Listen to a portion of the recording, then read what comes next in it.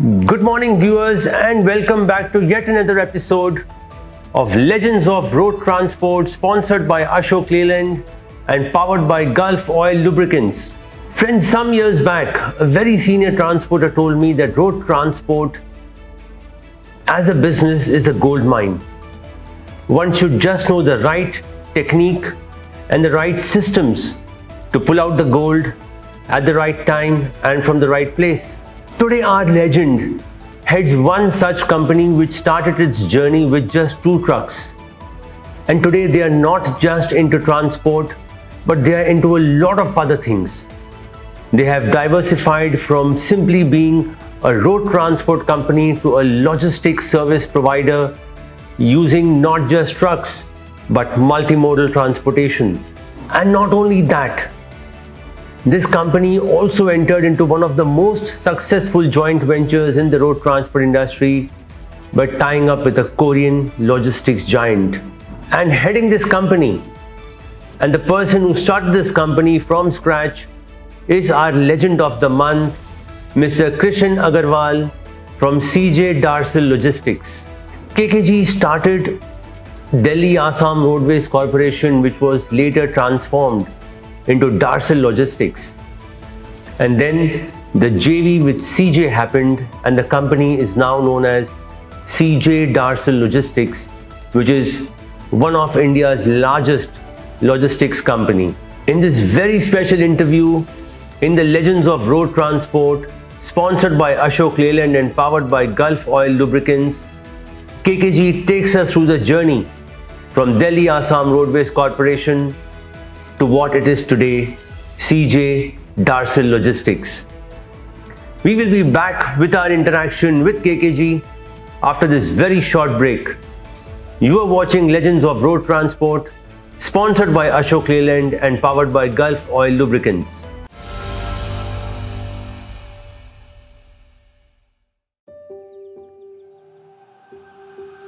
आज इस बस में एक एस्ट्रोनॉट जा रहा है। उनके पास एक रॉकस्टार भी बैठी है।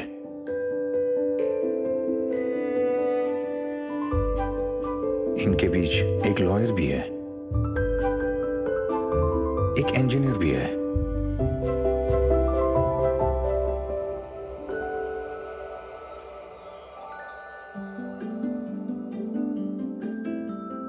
और एक डिजाइनर भी जा रही है,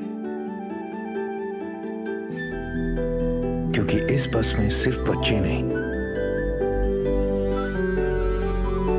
इस देश का भविष्य जा रहा है। और हमारा काम है उन्हें सुरक्षित उनकी मंजिल तक पहुंचाना। अशोक लीलैंड, कोई मंजिल दूर नहीं।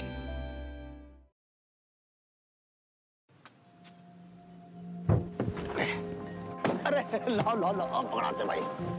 आज इस ट्रक पे एक किसान की जमा पूंजी जा रही है।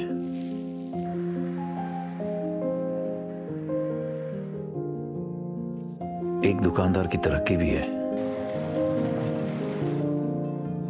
एक मां की ममता भी है। आज इस ट्रक में सिर्फ गेहूं चावल नहीं, एक बेटी की ताकत भी सफर कर रही है, और उनके संग एक ड्राइवर की मेहनत भी है। क्योंकि इस ट्रक में सिर्फ अनाज नहीं, इस देश के कई लोगों के अरमान और सपने भी चलते हैं। और हमारा काम है उन्हें सुरक्षित उनकी मंजिल तक पहुंचाना।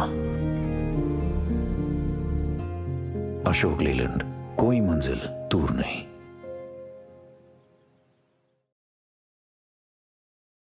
अरे छोटे, एक इंसान अपने जीवन में लगभग 12 लाख किलोमीटर चलता है।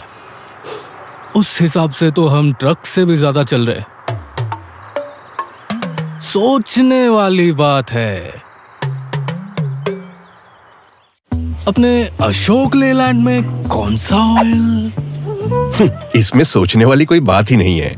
गल्फ ड्यूरामैक्स खास अशोक लेलैंड ट्रक्स के लिए बना है। बैक पर देखो, साफ लिखा है, सिर्फ अशोक लेलैंड के लिए नहीं, बल्कि अशोक लेलैंड द्वारा सुझाया गया, खुद अशोक लेलैंड कह रहा है। और इसको डालते हो तो ये चले भी पूरे 80,000 kilometre.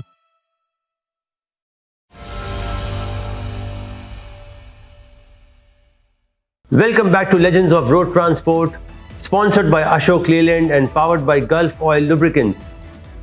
We will be talking today to Mr. KK Agarwal from CJ Darsal Logistics. KK ji, road transport industry में आपकी शुरुआत कब और कैसे हुई? चाचा जी पिताजी के साथ में 68-69 में जब स्कूल में पढ़ने के बाद में हिसार से बस छुट्टियाँ होती तो जाओ तुम गुवाहाटी चले जाओ। एक मेरे कज़न ब्रदर थे राधेश्याम भाई, मेरे से 3 दिन बड़े, आजकल कलकत्ता उनका स्टील का कारोबार है काफ़ी अच्छा, उनके साथ चले जाते थे। बस फिर सिलीगुड़ी चले गए तो ट्रांसपोर्ट से रिलेटेड गाड़ी कहाँ लोड हो रही है, अनलोड हो रही है, कितना माल जा रहा है, वो एक चीज़ें ब्लड में आता रहा। दिल्ली आसाम रोडवेज कब शुरू हुआ था? पहले तो देखिए पारिवारिक था, जब चाचा जी सबका था 1962 में दिल्ली आसाम रोडवेज कॉर्पोरेशन, और इसके बाद में फिर 72 में डिसकंटिन्यू हो गया था। फिर 1 अप्रैल 75 में मेरी प्रोप्राइटरशिप में चालू हुई नई दोबारा से। क्योंकि जी 1975 में जब आपने एक बार फिर बिजनेस रीलॉन्च किया तो उस वक्त ऑपरेशन और रूट्स क्या थे? उस टाइम में दिल्ली से गुवाहाटी, तिनसुकिया, कलकत्ता से गुवाहाटी, तिनसुकिया। क्योंकि जी आपके कंपनी के लिए एक जिसे एक हम कहते हैं ना बिजनेस में टर्निंग पॉइंट आता है, वो टर्निंग पॉइंट क्या था? फिर तो हम फिर 87-88 के बाद में देखा कि काफ़ी गाड़ियाँ लेते, तो जब गाड़ियाँ लेनी शुरू करी थी हमने। मेन हमारी जो प्रोडक्ट है वो स्टार्ट, पिताजी काफ़ी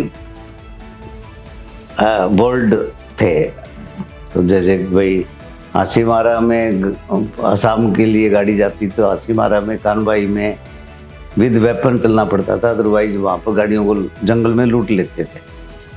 और एक खुरसेला घाट जो है इसमें अपना बिहार में, वहाँ पर नदी नौका में पार करके गाड़ी को पार करना होता था, और उसमें जो भी गाड़ी मालिक जो ट्रांसपोर्ट के हैं वहाँ रह के काम कराते थे, उन लोगों को ही ज़्यादा प्रायोरिटी मिलती थी, वही कामयाब होते थे। तो दिल्ली से गुवाहाटी का रूट जो है वो एक रूटीन रूट नहीं था, उसमें एक हिम्मत का और लगन का, मेहनत का काम था। उस तरीके से एक ये बिजनेस रैपअप हुआ पहले। फिर 1980 के से पहले हम चाय का, रिटेल का, किराना बुकिंग सदर बाज़ार से, हौजरी वगैरह ये सब काम करते थे, लेकिन उन काम के अंदर हमें कोई खास संतुष्टि नहीं होती थी। भाई बहुत छोटा स्केल का काम है और है। टी गार्डन्स के कुछ काम लिए, टी गार्डन के काम के अंदर भी काफ़ी कॉम्प्लिकेशन आती थी, भाई माल का टूटना, भीगना, पार्टी का क्लेम करना, पार्टी से पेमेंट लेना या ना लेना। फिर 1980 24 सितंबर 1980 हमारे लिए एक हिस्टोरिकल डेट होगी, जब पिताजी के पास में डिगबोई रिफाइनरी के मटेरियल मैनेजर आए सोमनाथ बनर्जी।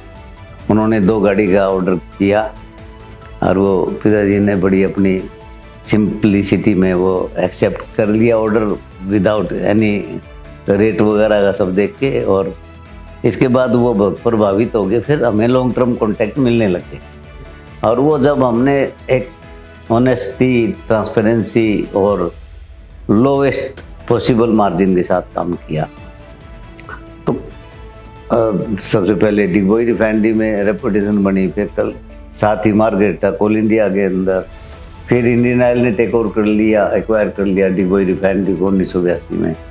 फिर हमारी और petroleum company, Bharat petroleum, Indian oil, सभी जगह धीरे धीरे कंपनी में हमारी रेपुटेशन और फाउंडेशन बढ़ने लगी, और उसी फाउंडेशन के साथ में आगे बढ़ते गए। फिर हमारा जो है IPCL बड़ौदा का, जिंदल साहब से काम, जिंदल ग्रुप का मिलने लग गया हिसार से, तो ऐसे करके फिर हम धीरे धीरे अपना ग्रेजुअली एक्सपेंड किया। तो जो मेन ग्रोथ हुआ वो 1980s के आसपास हुआ है, राइट? मेन ये है कि 1980 से हम कॉर्पोरेट जर्नी स्टार्ट कर दी, और फिर जैसे जैसे ग्रेजुअली, हम स्पीड से कभी भी नहीं बढ़े, लेकिन ग्रेजुअली हम अपना काम को सबसे ईमानदारी से कम मार्जिन के साथ करते गए, तो धीरे धीरे लगन के साथ क्वालिटी सर्विस भी हमारी फोकस रही, और कॉस्ट इफेक्टिव भी हमारा फोकस रहा। ये दो सिद्धांत रहेगी, सर्विस बढ़िया देनी है और कॉस्ट कम से कम में करें, तो इस तरीके से हमारा कस्टमर बेस बढ़ता गया, बिजनेस का एक्सपेंशन होता गया, यही काम। केके जी, आपके साथ बिजनेस में आपके और कितने भाई या फैमिली मेंबर्स थे? देखो, हम तो सारे साथ साथ, छोटा भाई डीके अग्रवाल जी तो 1972-73 में ही स्टार्ट कर दिए पिताजी साथ में पहले, बल्कि मैं तो फिर ग्रेजुएशन करने के बाद आगे आया। हाँ, भाई रोशन भी 75-74 में आ गया था। एनके को शायद होगा कि शायद वो 78-79 में आए होंगे, क्योंकि उन्होंने ग्रेजुएशन करीब 80 के करीब की होगी। तो 80 के बाद तो फिर काफ़ी डिबोई वगैरह काफ़ी जाने लगे, 2-2, 4-4 महीने वहाँ भी तिनसुकिया भी रहना, गुवाहाटी भी रहना, सब काम किया। तो हम तो सारे एक साथ ही काम करते गए शुरू से ही, और पिताजी के लीडरशिप में करते गए। तो जो काम असाइन किया जाता था वो रैंडम होता था या हर एक भाई को एक स्पेसिफिक काम दिया गया था? पिताजी भेज देते थे किसी को भी कहीं, बस इस तरह चले गए। क्या आप भी घर से दूर काफी टाइम तक रहे, काफी समय तक रहे बिजनेस या कोई बेस सेट करने के लिए? मैं ट्रैवलिंग, मैं परमानेंट स्टे नहीं किया। मेरा काम तो केवल इतना ही था कि जब भी किसी ऑफिस की रिक्वायरमेंट हुई, मैं 75 में मैंने ग्रेजुएशन किया, तो उससे पहले बस छुट्टियों में और मैं इस तरह चला जाता था, और इसके बाद में बस जहाँ जरूरत हुई उसी ब्रांच में चला गया। महीने में 20 दिन ट्रैवलिंग की मेरी आदत थी, तो उस तरह से सब चला गया। सुबह एक ब्रांच में चला गया, शाम को दूसरी ब्रांच में चला गया, रात में जर्नी करनी, ट्रैवलिंग करनी, और दिन में अपना ऑफिस का काम देख लिया, कस्टमर से मिल लिए। अकाउंट का हमारा एक ये भी शुरू से सिद्धांत रहा है कि true and fair account, true and fair compliance, और सभी का ट्रस्ट भी जब बढ़ा जब हमने एकदम हिसाब को किसी जगह पेंडिंग नहीं रखा और अपने आप ही सभी चीज़ें सामने रखी। और इम्पोर्टेंट डिसीजन है ना, सबको अपडेट करना कि हम ये काम कर रहे हैं, बताना से कोई भाई पूछना चाहे ना पूछना चाहे, लेकिन बताना। 87 तक तो पिताजी थे ही हमारे, तो इसके बाद भी हमने यही कहा कि भी सबको साथ में और सबके साथ काम करने के लिए सबको हर एक चीज़ की जानकारी देना, और सबके प्रति हमारी रिस्पॉन्सिबिलिटी है, उस रिस्पॉन्सिबिलिटी को निभाने की कोशिश की। केके जी, बिजनेस के स्टार्टिंग के डेज में या जब आप सेटअप कर रहे थे, उस वक्त के चैलेंजेस क्या थे? देखो, चैलेंज तो उस हिसाब से कि डेली पार्टी को सर्विस ठीक से देनी है, तो हम चैलेंज में कन्वर्ट कब होता है? मैं ये मानता हूँ कि अगर हम अपनी ड्यूटी को, पार्टी का माल है, गाड़ी टाइमली नहीं भेजेंगे, पार्टी की गाड़ी डिले होगी तो चैलेंज खड़ा होगा, लेकिन हम पार्टी की रिक्वायरमेंट के हिसाब से पहले ही गाड़ी भेज देंगे, पहले ही उसको बता के रखेंगे, तो फिर चैलेंज नहीं रहता है। चैलेंज जब आता है जब आदमी करने में लापरवाही करता है, सर्विस देने में या व्यवहार रखने में। जैसे गाड़ियाँ है, गाड़ी वालों को सबको एक स्टार्टिंग से विश्वास हो गया कि इनकी पेमेंट अप फ्रंट मिलनी है, कभी भी किसी तरह की लेट नहीं होगी, तो वो सब चीज़ों से एक व्यवहार बनता गया, तो हमें ना गाड़ी मिलने में चैलेंज हुआ। कॉस्ट शेयरिंग करना है तो ये नहीं है कि भाई हम कुछ भी मार्केट में कि ये जो बात कहेंगे सच्ची करेंगे, तो मैं तो ये समझता हूँ कि सच्चाई के साथ ईमानदारी करी जाए तो बिजनेस में चैलेंज नहीं होता। हाँ, काफ़ी लोग ओवर द नाइट बहुत तगड़ी ग्रोथ करते हैं, हम उस तरह नहीं, हम स्टेडी और रेगुलर ग्रोथ के अंदर ही विश्वास किया। दोस्तों, सीजे डार्सल लॉजिस्टिक्स और पहले जब ये दिल्ली आसाम रोडवेज कॉरपोरेशन भी थी, तब भी इस कंपनी के बारे में एक चीज़ बहुत फेमस थी कि ये जो ट्रक हायर है, लॉरी हायर चार्जेस, वो इमीडिएट पे करते हैं ट्रकर या ड्राइवर को। क्या है इसके फायदे और इसकी फिलॉसफी क्या थी, हम जानेंगे केके अग्रवाल जी से इस छोटे से ब्रेक के बाद।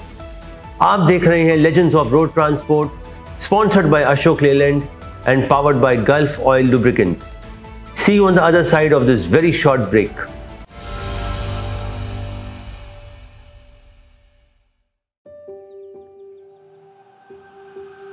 आज इस बस में एक एस्ट्रोनॉट जा रहा है।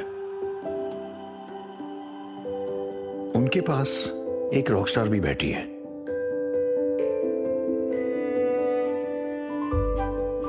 इनके बीच एक लॉयर भी है, एक इंजीनियर भी है,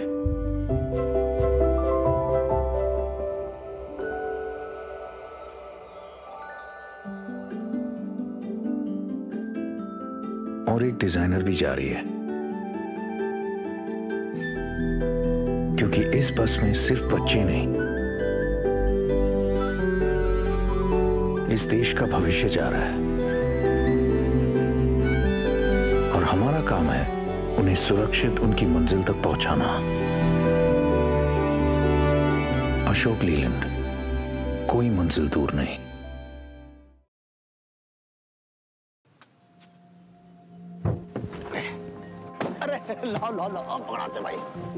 आज इस ट्रक पे एक किसान की जमा पूंजी जा रही है।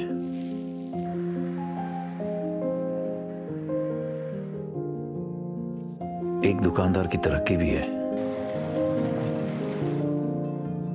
एक मां की ममता भी है।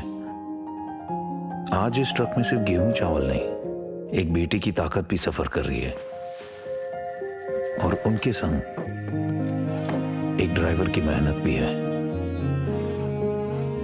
क्योंकि इस ट्रक में सिर्फ अनाज नहीं, इस देश के कई लोगों के अरमान और सपने भी चलते हैं और हमारा काम है उन्हें सुरक्षित उनकी मंजिल तक पहुंचाना। अशोक लीलैंड, कोई मंजिल दूर नहीं।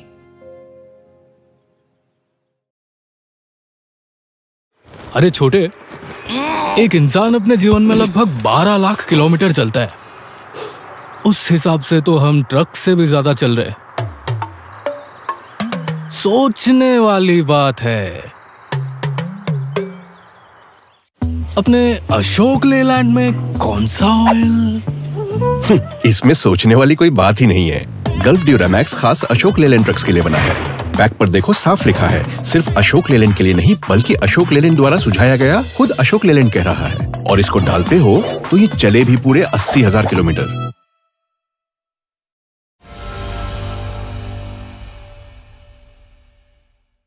Welcome back to Legends of Road Transport, sponsored by Ashok Leyland and powered by Gulf Oil Lubricants. हमारे इस महीने के लेजेंड है मिस्टर के अग्रवाल, सीजे डार्सल लॉजिस्टिक्स से। के जी, आपके कंपनी के बारे में कहा जाता है काफ़ी सालों से कि आप जो ट्रक हायर है वो इमीडिएट पेमेंट करते हैं। इसकी फिलॉसफी क्या है और इसके फ़ायदे क्या हैं? इससे विश्वास बढ़ा। हमें जितनी भी कस्टमर को गाड़ियों की ज़रूरत है वो तुरंत सप्लाई करने में हमारा कॉन्फिडेंस बना कि भी हाँ, आज हमें कस्टमर ने 5,000 टन माल 2 दिन के लिए उठाने के लिए कह दिया तो हमें मार्केट में गाड़ियाँ अवेलेबल कराने में प्रॉब्लम नहीं होगी। क्योंकि गाड़ी वालों को विश्वास है कि भाई ये नहीं है कि भाई इतना माल उठा लेंगे, कल पैसा लेने के लिए जाएंगे तो किसके पास जाएंगे, उनको रात को 12 बजे भी पेमेंट देंगे। के जी, क्या आपको याद होगा उस वक्त ट्रक के और फ्यूल के प्राइसेस क्या थे? देखो, बात है, मुझे इतना याद है कि 75 में एक गाड़ी सिलीगुड़ी की 850 रुपये में पूरी गाड़ी थी। अच्छा। पूरी गाड़ी का भाड़ा होता था। और काफ़ी जगह ऐसा देखा है कि 2,500 के करीब तो कई दिन रेट रहे होंगे। धीरे धीरे बढ़ते बढ़ते हज़ारों में हो गया, 10,000, 20,000, 15,000, 40,000 इस तरह से रेट होते गए। के जी, तब में और आज में बिजनेस कितना अलग है? क्या बदलाव आया है? सारे चेंज है। पहले हमें अकाउंट्स करना और जो 10 करोड़ 15 करोड़ रुपये साल की टर्नओवर होती थी, उसी 10-15 करोड़ रुपए में इतने बिजी होते थे, जो कि आज एक दिन की होती, वो पहले 1 साल की होती थी। तो वो उतना ही 10-12 करोड़ रुपए का बिजनेस को अकाउंट करना, उनका रिकन्सिलेशन करना, बिल बनाना, वही सब 10-12 करोड़ रुपये ही पूरे साल के बिजनेस में, और पूरा ऑक्यूपाइड हर टाइम। आज 12 करोड़ 13 करोड़ रुपए का डेली का बिजनेस करने में हम रिलैक्स्ड है। तो आईटी डिजिटल सब कुछ का सारा सिस्टम, फिर इतना इंफ्रास्ट्रक्चर, कम्युनिकेशन का आ गया, सब कुछ बैठे बैठे आजकल जूम से मीटिंग कर लो। आज की और उस टाइम की तो बहुत फर्क था, जब तो जाके मिलना ही एक सॉल्यूशन था और कोई था ही नहीं। केके जी, आपने जब काम शुरू किया उस वक्त आप दिल्ली से ईस्ट के बीच में काम कर रहे थे, ये नेटवर्क कब बढ़ा? ये जैसे ही 80 में जब हम डिगबोई रिफाइनरी काम किया तो डिगबोई रिफाइनरी की ये कंडीशन थी, आपको कोई तो पैकेज चेन्नई से उठाना पड़ेगा, कोई हैदराबाद से उठाना पड़ेगा। तो हम जैसे जैसे करे, पहले हमने हमारे जो है इस तरह से एजेंसी एसोसिएट इस तरह खोजे। रामविलास शर्मा जी हमारे जो है परिवार के मित्र और भाई की तरह से ही रहे हैं, और उनका इच्छापुरम में सभी ट्रांसपोर्ट वालों का, खासकर इच्छापुरम एक साउथ और ईस्ट के लिए बीच का एक ऐसा केंद्र था कि सभी गाड़ियाँ साउथ के लिए वहाँ पर माल अनलोड करती थी, वहाँ से फिर साउथ की गाड़ियाँ लेके जाती थी। तो उनको जैसे जैसे कहते गए कि आप हमारा ये आगे कर दी, तो आगे से आगे वो हमारा नेटवर्क फैलाते गए, और हमारा नेटवर्क से फिर हम जो है धीरे धीरे पैन इंडिया बेस बनता गया। केके जी, दिल्ली आसाम रोडवेज कॉरपोरेशन से ये डार्सिल लॉजिस्टिक्स कब हुआ और इसकी क्या ज़रूरत महसूस हुई आपको? देखिए, जब हम 2010 तक पैन इंडिया प्रेजेंस हो गई थी, बॉम्बे भी, गुवाहाटी भी, कलकत्ता, हैदराबाद, चेन्नई, और वेस्ट में, ईस्ट में, नॉर्थ में, तो सब जगह से एक क्वेश्चन उठने लग गया कि क्या आप दिल्ली आसाम रोडवेज, क्या आपका आसाम का ही काम है क्या? तो हमें ये कहना, नहीं भाई, दिल्ली आसाम हमारा नाम है, लेकिन अब हम पैन इंडिया बेसिस पर काम कर रहे हैं। तो उससे फिर आगे यंग जनरेशन का सबका हुआ, क्यों नहीं हम एक शॉर्ट नेम ले, Delhi Assam roadways corporation limited की बजाय डार्सिल, डी दिल्ली का डी हो गया, इस तरह से करके डार्सिल लॉजिस्टिक्स नाम से। ये फरवरी 10 की बात है, 2010 की। KK ji, Darcl got into a joint venture with CJ, जो एक बहुत ही बड़ी कंपनी है, कोरियन जायंट है। ये कब और कैसे हुआ?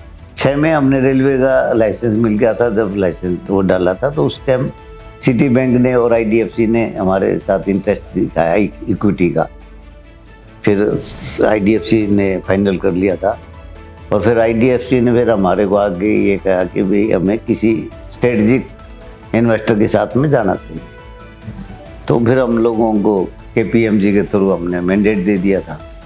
उन्होंने IDFC को तो पहले बाई बैक कर लिया था, लेकिन फिर 2017 में हमारी कोरिया की जो सैमसंग की मदर कंपनी है उसके साथ में हमारा 50-50% का ज्वाइंट वेंचर हो गया, जो कि आज करीब 6 साल होने को आगे हैं, जहाँ उनके 6-7 आदमी हमारे साथ ही रेगुलर काम करते हैं। इस जॉइंट वेंचर से डार्सिल को कितना बेनिफिट हुआ? बस कंपनी की फाउंडेशन मजबूत होगी, कुछ कैपिटल हमारे को परिवार के मेंबर्स को मिल गई, कुछ कंपनी में आ गई, तो उस तरीके से कंपनी का आधार और मजबूत हो गया है। उनके टेक्निकल सिस्टम, डिजिटल सिस्टम और वेयर हाउसिंग डिस्ट्रीब्यूशन में उनका काफ़ी स्ट्रॉन्ग बेस है। हमने जब कोरिया में भी डील होने से पहले भी हमने उनका सारा सिस्टम देखा, जब हमने देखा कि कैपिटल से भी ज़्यादा इन लोगों की टेक्नोलॉजी, इनकी सिस्टम, फिर ग्लोबल प्रेजेंस। आज के दिन इनका टोटल वर्ल्ड वाइड 90,000 करोड़ का बिजनेस होगा। तो उस सब चीज़ में देखा कि भाई हम अच्छे बेस्ट प्रैक्टिस को अडॉप्ट करेंगे, एक लॉन्ग टर्म विजन बनाएंगे। केके जी, जब कंपनी की शुरुआत हुई आप एक नॉर्मल से ट्रांसपोर्टर थे जो पॉइंट A से पॉइंट B तक माल ले जाते थे। आज कितने वर्टिकल्स, कितने ऑपरेशंस हैं सीजे डार्सिल लॉजिस्टिक्स के? अब तो हम तो एयर कार्गो भी कर रहे हैं, सरफेस एक्सप्रेस में भी है, वेयर हाउसिंग एंड डिस्ट्रीब्यूशन में काम कर रहे हैं, कंटेनर ट्रेन का काम 2006-07 से स्टार्ट कर दिया था। प्रोजेक्ट कार्गो भी हमने सीजे से पहले ही हमने स्टार्ट कर दिया था, और बड़े बड़े इवन 450 टन का सिंगल पीस भी हम कैरी किया है। तो हमारे पास मल्टी एक्सल गाड़ियाँ भी है। तो ट्रेन का इस लाइन पे सारा कोस्टल शिपिंग का भी काम स्टार्ट कर दिया है, वो भी पहले से कर दिया था। तो इस तरीके से कुल मिला के हम सिंगल विंडो में कस्टमर को सभी तरह की सर्विस देना चाहते हैं। और उसी में आगे बढ़ रहे हैं। दोस्तों, जैसे मैंने पहले कहा था, दिल्ली आसाम रोडवेज कॉरपोरेशन एक रेगुलर ट्रांसपोर्ट कंपनी की तरह शुरू हुई, जिसके पास 2 ट्रक थे।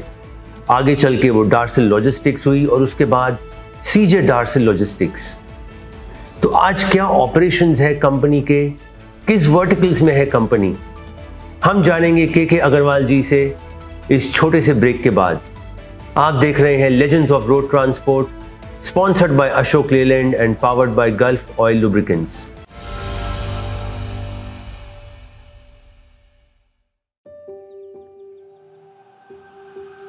आज इस बस में एक एस्ट्रोनॉट जा रहा है। उनके पास एक रॉकस्टार भी बैठी है।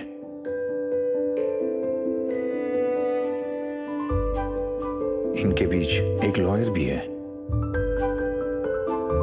एक इंजीनियर भी है,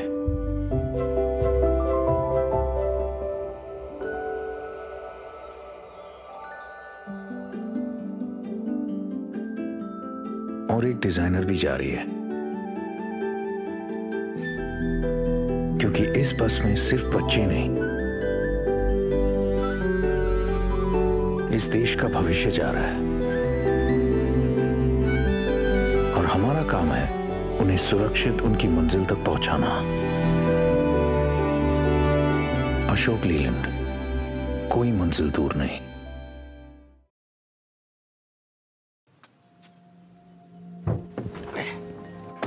लाओ पकड़ाते भाई। आज इस ट्रक पे एक किसान की जमा पूंजी जा रही है।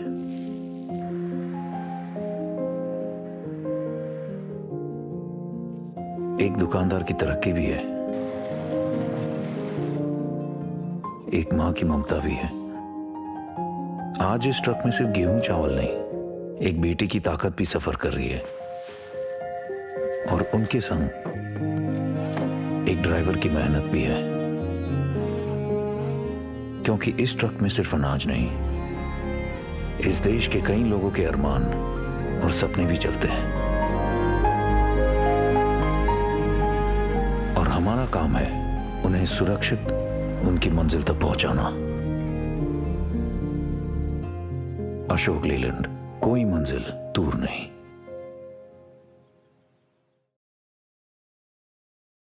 अरे छोटे, एक इंसान अपने जीवन में लगभग 12 लाख किलोमीटर चलता है। उस हिसाब से तो हम ट्रक से भी ज्यादा चल रहे। सोचने वाली बात है। अपने अशोक लेलैंड में कौन सा ऑयल? इसमें सोचने वाली कोई बात ही नहीं है। गल्फ ड्यूरामैक्स खास अशोक लेलैंड ट्रक्स के लिए बना है। पैक पर देखो साफ लिखा है, सिर्फ अशोक लेलैंड के लिए नहीं बल्कि अशोक लेलैंड द्वारा सुझाया गया, खुद अशोक लेलैंड कह रहा है। और इसको डालते हो तो ये चले भी पूरे 80,000 किलोमीटर।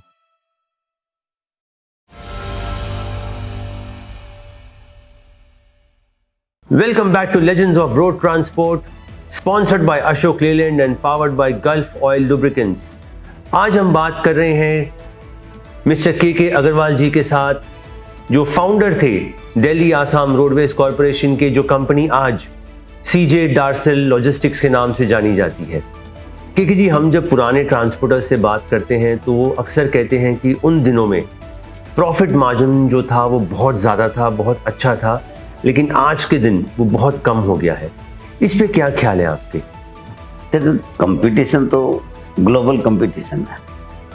कंपटीशन ही कंपिटेंट बनाता है आदमी को। बिना कंपटीशन के तो कंपिटेंट बन ही नहीं सकते। उसके हिसाब से हमें अपना बिजनेस की मात्रा ही बढ़ानी पड़ेगी, वॉल्यूम ही बढ़ाना पड़ेगा। आज हमारा जनवरी महीने का 400 करोड़ का बिजनेस हुआ, एक महीने का। तो हमें उसी तरीके से ही अपनी करनी पड़ेगी। कस्टमर से ज़्यादा रेट तो नहीं ले पाएंगे, कॉस्ट इफेक्टिव इन्वायरमेंट देना पड़ेगा। क्योंकि जी गवर्नमेंट जो है वो इंफ्रास्ट्रक्चर पे बहुत ज़्यादा ध्यान दे रही है, जैसे हाईवेज, एक्सप्रेसवेज बन रहे हैं, लेकिन साथ ही साथ इंडस्ट्री की ये कंप्लेन है कि वो ट्रांसपोर्टर्स को इग्नोर कर रहे हैं। What do you think of this? Government से ज़्यादा हमें खुद को ऑर्गेनाइज होने की बहुत ज़रूरी है। हम आज अपने जो है सबसे मेन बेसिक दूरी है हमारी ड्राइवर्स। आज ड्राइवर के बारे में हम ज़्यादा नहीं सोचते। ड्राइवर को इतना रेस्ट नहीं मिल रहा है, ड्राइवर को घर का आराम नहीं मिल रहा है, उनको क्या क्या फैसिलिटी देनी चाहिए। हमारे जो लोडिंग सुपरवाइज़र है और इन सब लोगों के बारे में बहुत कुछ सोचना पड़ेगा। तो गवर्नमेंट से पहले हम जो है अपनी मार्जिन की तरफ देखते हैं कि हमारी कंपनी के सबके मार्जिन क्या बढ़े, लेकिन अगर हम एक लेवल तक कंपनी के सभी जगह टीम बने तो उन लोगों के अच्छे से अच्छे लोग मिलेंगे, अच्छी स्किल डेवलपमेंट होगी, लोगों का इंटरेस्ट बनेगा।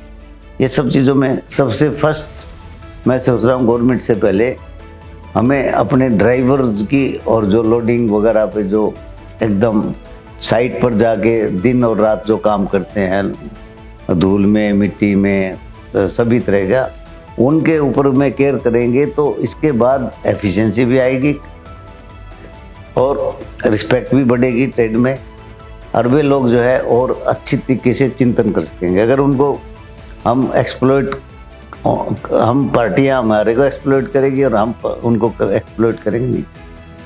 हमें एक बार तो एक लेवल तक तो बॉटम लाइन हमारे को सबसे पहले उनको करना चाहिए। मेरा तो ये विचार है। मैं काफ़ी बार सभी जगह ही ये वकालत करता हूँ कि ड्राइवर्स का रहन सहन, ड्राइवर्स को रेस्ट, ड्राइवर के परिवार का देखभाल, ये सब चीज़ें बहुत ही ज़रूरी है। क्योंकि जी आपके कंपनी में आपकी खुद की 1000 से ज़्यादा गाड़ियां हैं और उससे कई ज़्यादा ड्राइवर होंगे। आपकी कंपनी ऐसे कौन से स्टेप्स ले रही हैं कि ड्राइवर्स कंपनी में रहें और ज्वाइन करते रहें? नहीं, हम तो क्योंकि सभी इंडस्ट्री के हेड पार रहना पड़ता है, इसलिए हम ज़्यादा फैसिलिटी नहीं दे पा रहे। तो भी हम सब ड्राइवर्स को ऑन रोल रखते हैं, उनकी सारी मेडिकल इंश्योरेंस का, उनका जो प्रोविडेंट फंड का, ESI का, ये सब चीज़ें करते हैं। ये इस तरह की फैसिलिटी देते रहते हैं जिससे कि उनका एक लॉन्ग टर्म हो जाए। आज हर एक आदमी के अच्छे प्रोविडेंट फंड होंगे और होंगे तो अपनी एक सेफ्टी ज़्यादा बनती है। हम लाइफ टर्म का भी इंश्योरेंस कराते हैं, सब इस तरह की फैसिलिटी करते हैं। बच्चों जो अच्छे बच्चे पढ़ लेते हैं और है उनका स्कॉलर का करना और ये सब काम करते हैं। लेकिन बहुत कुछ और करने की ज़रूरत है। अगर थोड़ा सा हमारी इंडस्ट्री में सब लोगों ये हो जाए कि कम से कम हम 20-25% प्रॉफिट का ड्राइवर वेलफेयर में लगाएंगे तो हमारी सबसे फर्स्ट हो जाएगी, बजाय हम गवर्नमेंट की तरफ पहुँचे, जिससे सब गाड़ियाँ सेफ चलने लग जाए, टाइमली पहुँचने लग जाए, एफिशिएंट और ऑनेस्टी बढ़ जाए। आज के दिन सबसे बड़ा एक इम्प्लाइड हमारी इंडस्ट्री में ये रहता है कि इतना तो ड्राइवर ऑनेस्टी से लेता है, इतना डिसऑनेस्टी से लेता है।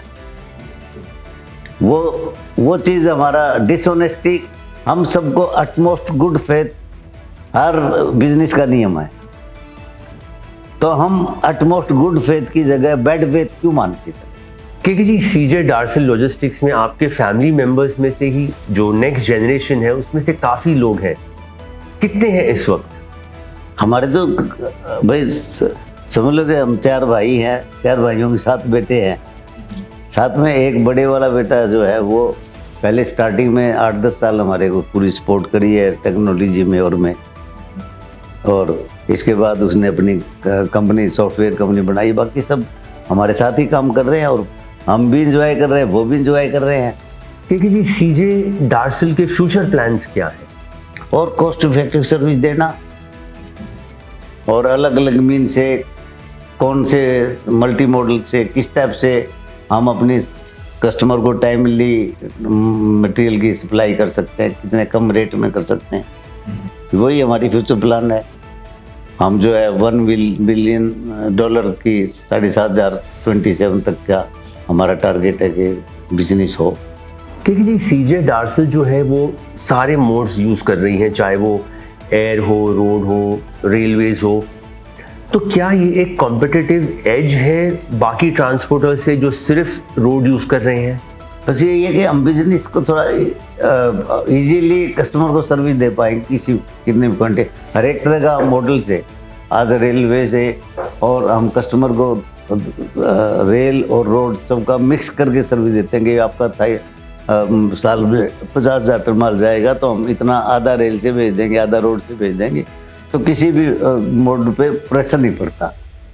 टाइमली मटेरियल की पार्टी यहाँ उठा भी सकते हैं और डिलीवरी भी कर सकते हैं। क्योंकि जी इंफ्रास्ट्रक्चर डेवलपमेंट से आपकी कंपनी को कितना फायदा हुआ है?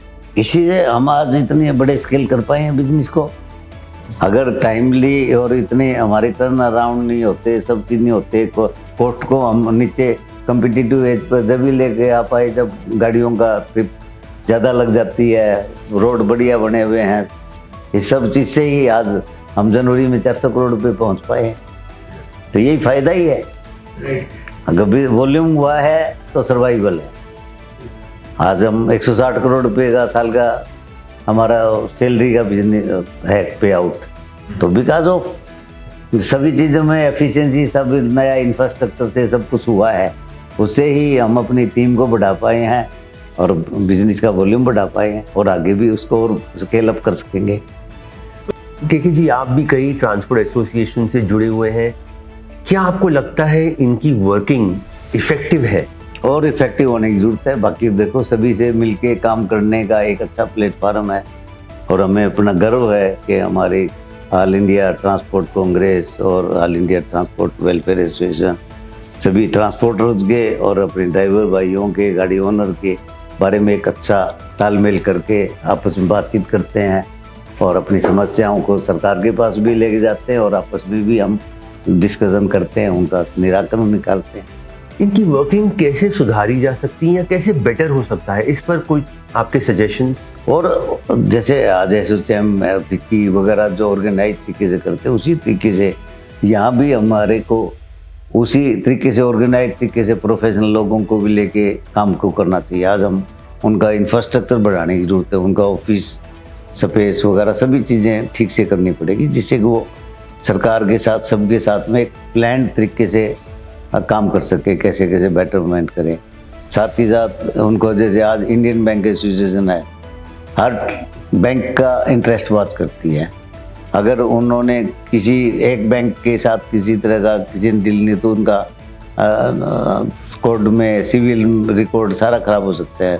न्यूज़ एजेंसीज है, अगर किसी की एक की एडवर्टाइजमेंट की पेमेंट ना दे तो दूसरा मीडिया के कोई भी आदमी उसको सर्विस नहीं देगा, उसकी एडवर्टाइजमेंट नहीं करेगा। तो हमारे को उस तरीके से हमारी एसोसिएशन को सभी मेंबर्स का, सभी ट्रक ड्राइवर के, सभी के करना चाहिए। जो गाड़ी गलत लगती है या और है, उस तरीके से क्वालिटी सर्विस में भी और अपने स्किल डेवलपमेंट में, ड्राइवर ट्रेनिंग का, इन सब के ऊपर में काम करने की ज़रूरत है।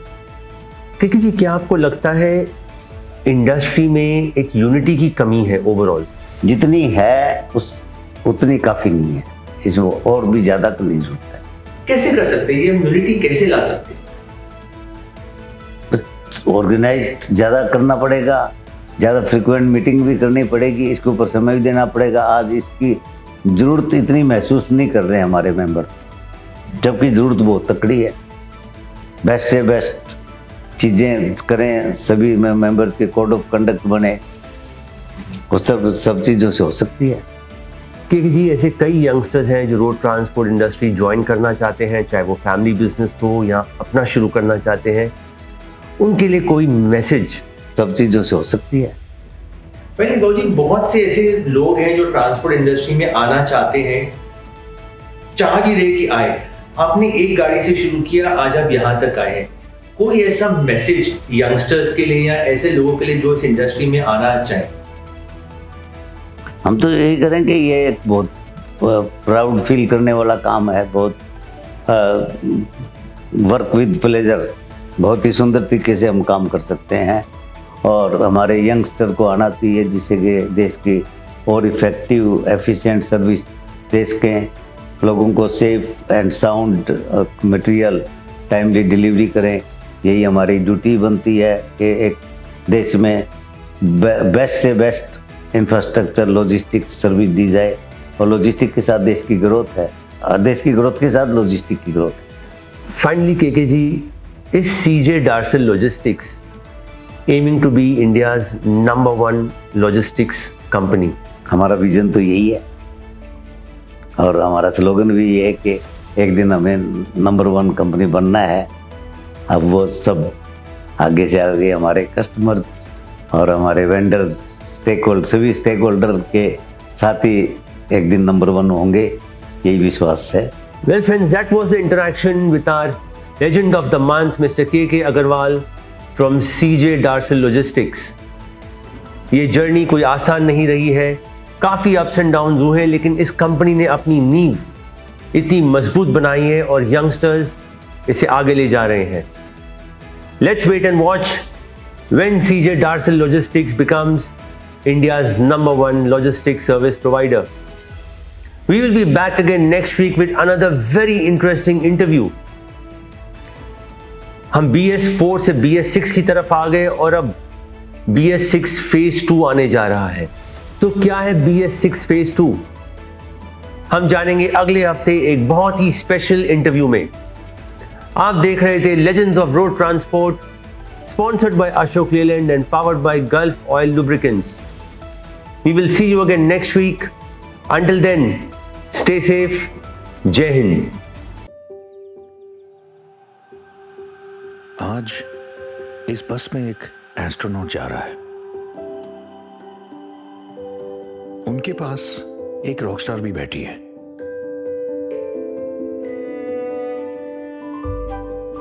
इनके बीच एक लॉयर भी है,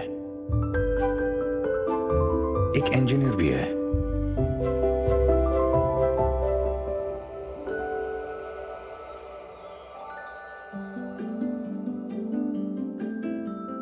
और एक डिजाइनर भी जा रही है। क्योंकि इस बस में सिर्फ बच्चे नहीं, इस देश का भविष्य जा रहा है और हमारा काम है उन्हें सुरक्षित उनकी मंजिल तक पहुंचाना। अशोक लीलैंड, कोई मंजिल दूर नहीं।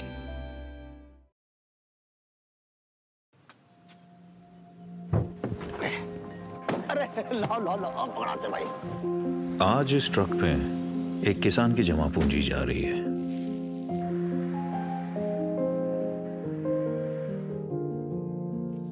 एक दुकानदार की तरक्की भी है,